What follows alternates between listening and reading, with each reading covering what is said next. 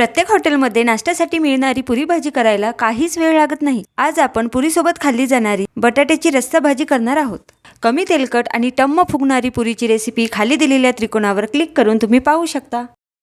बटाट्याची भाजी करण्यासाठी गॅसवर कढई ठेवली, त्यामध्ये साधारण 3 टेबलस्पून तेल घातलं, मोहरी आणि जिरे घातले। जिरे मोहरी छान तडतडली की त्यामध्ये 1 चमचाभर आलं लसूण पेस्ट घातली। 5 ते 6 लसूण पाकळ्या आणि 1 इंच आलं घेऊन ही आलं लसूण पेस्ट बनवली। मंद गॅसवर हे परतून घ्यायचं। त्यामध्ये बारीक कापलेला कांदा घातला, याला छान तांबूस रंगावर परतून घेऊया। नंतर यामध्ये 2 बारीक कापलेले टोमॅटो घातले।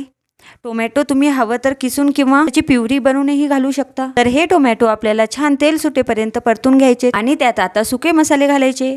अर्धा चमचा हळद घालूया, 2 चमचा लाल तिखट घातलं, कांदा लसूण मसाला घातला आणि अर्धा चमचा काळा मसाला घातला। चवीप्रमाणे मीठ घालायचं। 2 ते 3 मिनिट हे सर्व मसाले चांगले परतून घ्यायचे।